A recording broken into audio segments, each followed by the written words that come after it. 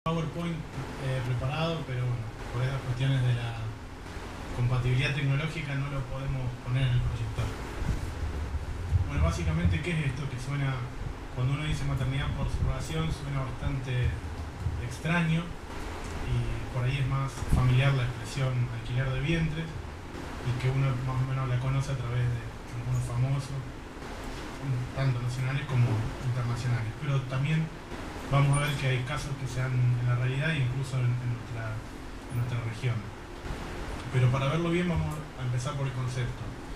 Y bueno, en el PowerPoint yo tenía tres conceptos distintos porque es digamos, no hay una concepción unívoca de lo que es la maternidad por subrogación.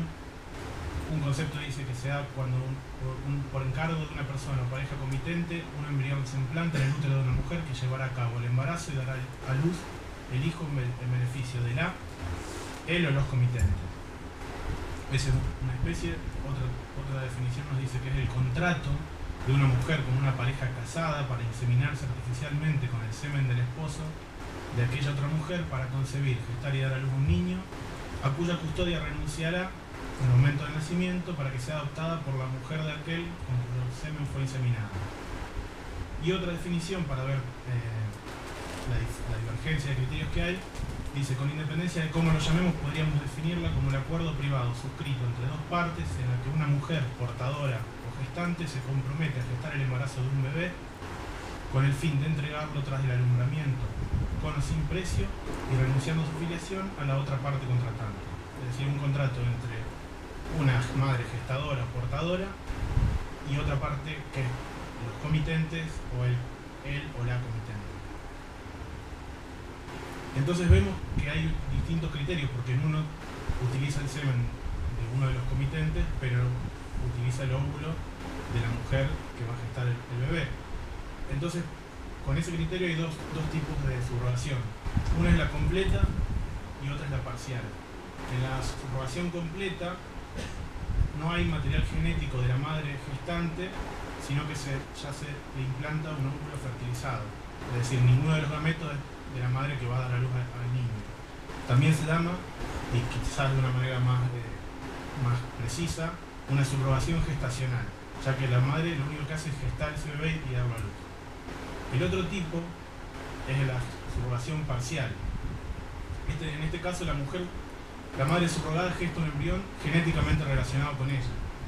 Es decir, gesta un bebé para la producción del cual se tuvo en cuenta o se utilizó un óvulo, un gameto de ella.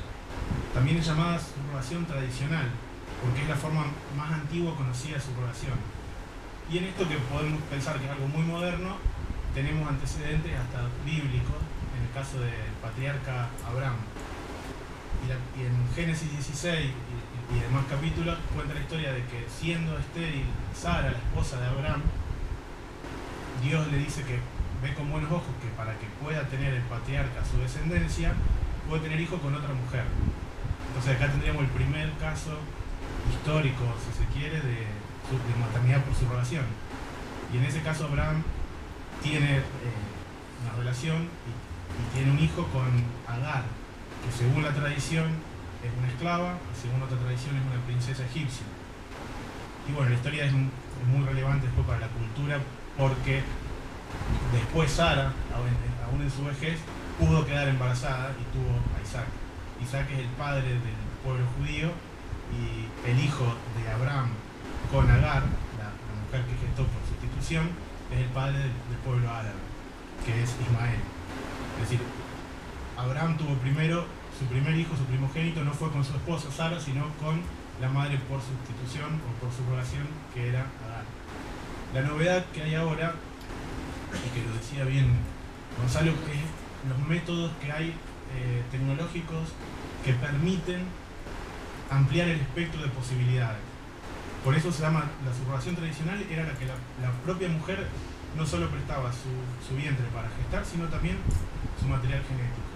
Ahora, con las técnicas de reproducción humana asistida, se puede hacer una subrogación solamente de la gestación. Y acá se abre un abanico muy grande de oportunidades. Tenemos, por ejemplo, subrogación parcial con donación de esperma. En este caso, ni siquiera hay el esperma, ningún tipo de material genético de los comitentes, sino que se recurre a esperma donado para introducirlo a una mujer que va a gestarlo y también va a aportar su óvulo. Ese sería el único caso de subrogación parcial con donación. Y luego, teniendo una subrogación completa gestacional, puede ser con donación de óvulo, con donación de esperma y con donación de embrión completo.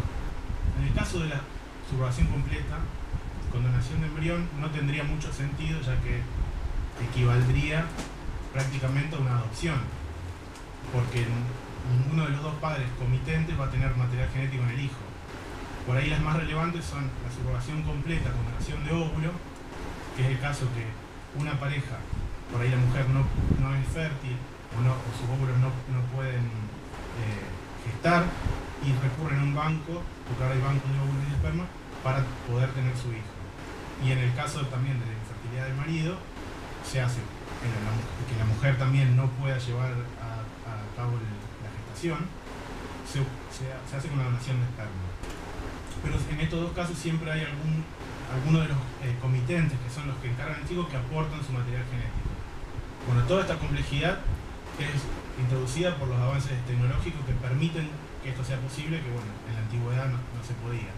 En la antigüedad también se veía, por eso también queda un resabio que ve mal esta práctica, porque como una de las tradiciones dice que Agar era la esclava, se ve como una forma de dominación o de explotación de las clases menos pudientes. Es decir, las clases que eran de la élite, podían servirse de sus esclavos o de gente con pocos recursos, utilizaban, digamos, como forma de procreación a sus esclavos. Por eso tiene por ahí una connotación negativa desde este punto de vista. Otra clasificación muy importante, y vamos a ver por el proyecto de reforma, es según hay o no precio en la operación, en el contrato. Entonces se distinguen entre subrogación altruista y comercial. La subrogación altruista gratuita es cuando la mujer gestante no recibe una remuneración que la enriquece. Se permite, sí, que se le paguen los gastos de hospital, los gastos de alimentación, todos los gastos que puedan hacer al cuidado de su salud, los gastos del parto, pero esto no va a implicar un enriquecimiento de la mujer que lleva adelante la gestación y el parto. Y por otro lado está la subrogación gestacional comercial, que es cuando la mujer, por gestar el útero, recibe una contraprestación económica que excede esa cobertura de los gastos. Y esto va a tener mucha importancia para ver luego la regulación positiva. Bueno, vemos que entonces convergen ciencia, derecho y realidad. Generalmente la realidad y la ciencia van muy por adelante del derecho, que es el intento de regulación social. Entonces, ¿cuáles son los motivos por los cuales la realidad hace que la gente recurra a estos métodos de la ciencia? Bueno, principalmente por infertilidad o esterilidad. También por cuestiones de embarazos de riesgo, por deseo de evitar pasar por el embarazo, por deseo de evitar pasar por el parto, casos de hombres solos, casos de parejas homosexuales. Todos estos casos, más allá de la valoración que pueda hacerse moral, pueden ser los motivos de que se recurra a esta práctica. Y también hay que tener en cuenta el estilo de sociedad moderna, con nuevas relaciones económicas y sociales, que inserta en un paradigma pluralista de respeto a los derechos humanos y a la libertad e igualdad de las personas. Entonces, en este marco, esta técnica prolifera, y por eso la realidad, por más que aún no esté legislado, se va haciendo. Digamos, es una práctica que se va a dar. Vamos a ver que muchas de las causas que determinan esta elección son muy controversiales desde el punto de vista moral, y especialmente la preocupación más grave que hay siempre es que se convierta a la mujer, al cuerpo de la mujer, en un objeto. Digamos, la mercantilización del cuerpo de la mujer, o la mediatización de la mujer. Digamos, no tratar al ser humano con su dignidad, sino como un objeto que va a proveer un fin. En este caso, proveer a gente que no pueda tener hijos de manera natural, proveerle esa satisfacción o ese deseo. De todos modos, desde un punto de vista pluralista y respetuoso de los derechos, tenemos, digamos, que recordar siempre que en nuestro sistema, que es constitucional liberal, tenemos el amparo del artículo 19 de la Constitución Nacional, que bueno, todos conocemos, dice: las acciones privadas de los hombres que de ningún modo ofendan al orden y a la moral pública, ni perjudiquen a terceros, que esto también va a ser importante, están solo reservadas a Dios y exentas de la autoridad de los magistrados.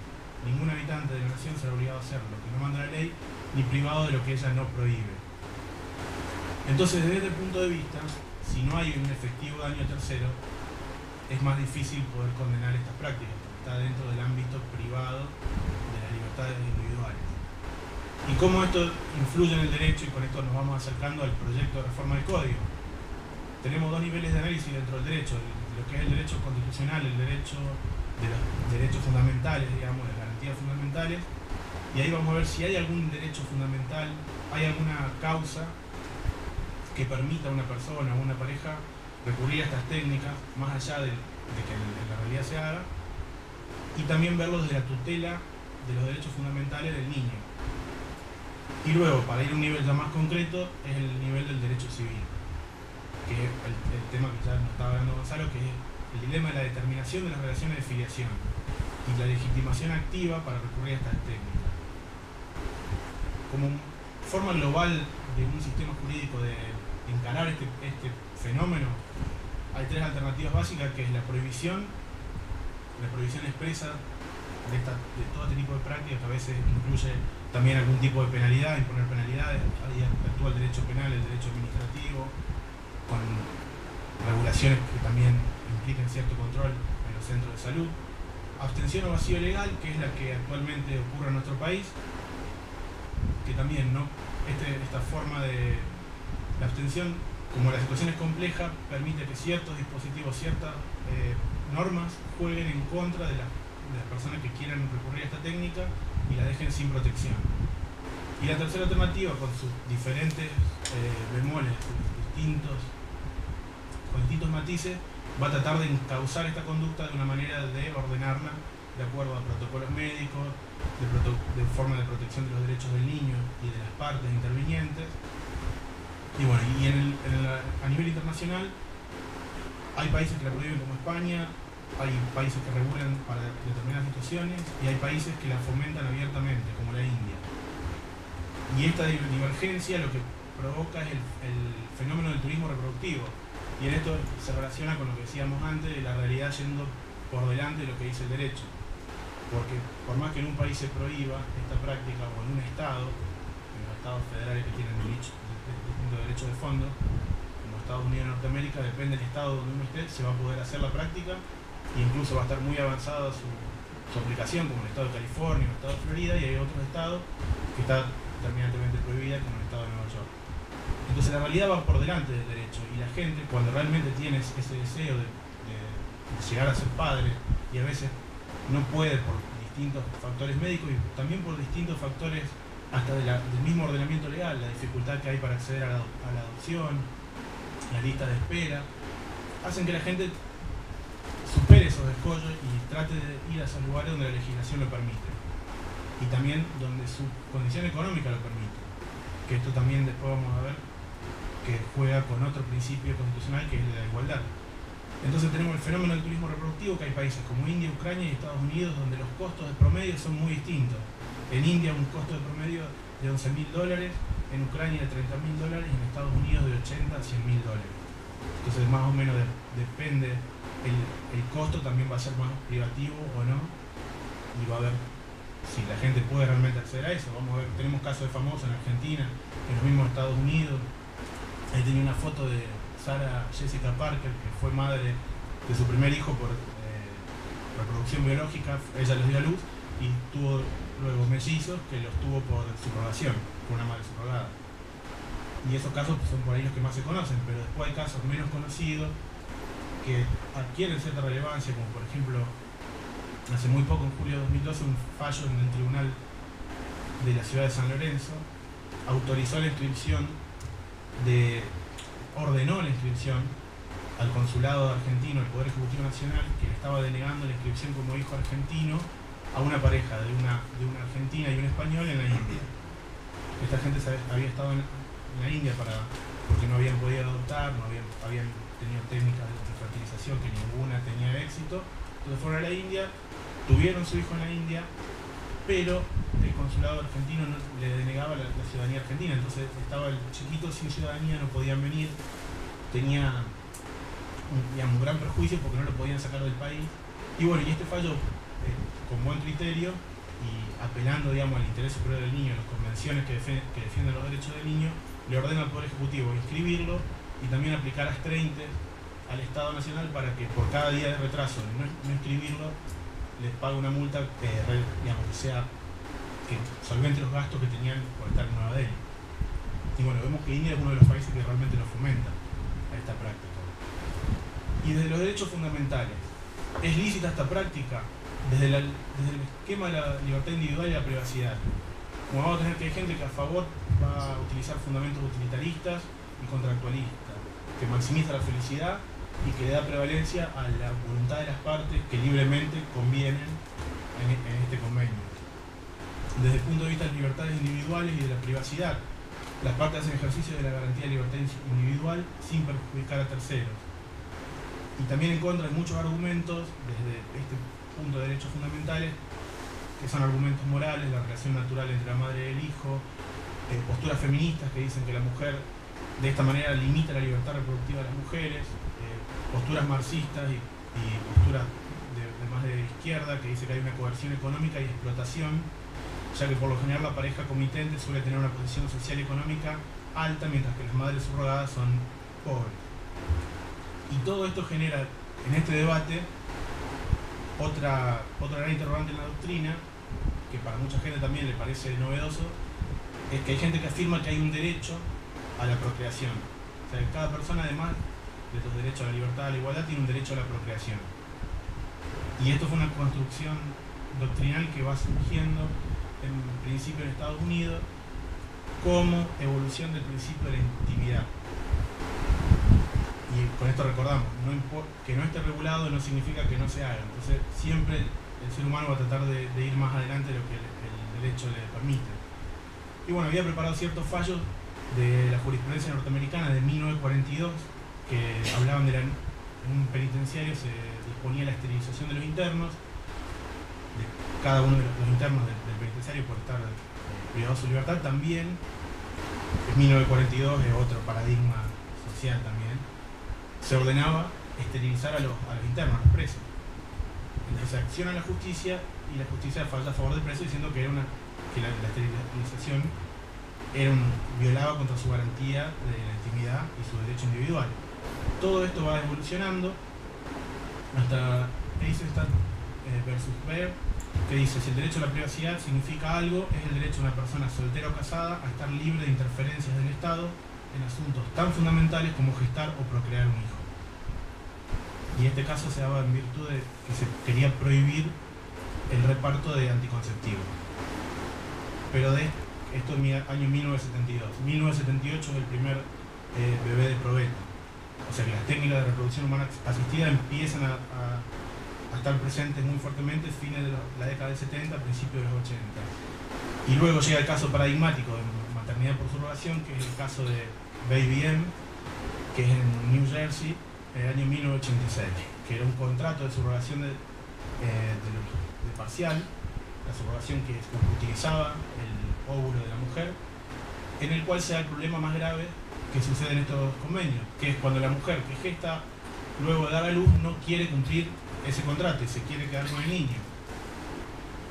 En este caso, que la Cámara de Apelaciones falla a favor de los comitentes, de los padres que encargan el hijo, pero la Corte, el Tribunal Supremo de New Jersey, falla diciendo que no, que en realidad la madre biológica, que lo gestó también, a ella se le determina la maternidad, si bien la custodia le va a ser entregada también al padre, que fue el aportante del semen. Pero esto fue muy controversial y generó una catarata de otros fallos y de regulaciones internas de los estados norteamericanos.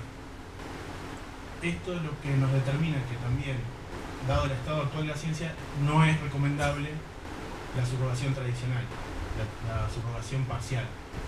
Es decir, que si se hace esta práctica, lo que es recomendable para evitar problemas legales y problemas también morales y psicológicos es tratar de evitar de que cuando se gesta por subrogación se utilice un óvulo que no sea de esa misma madre gestante.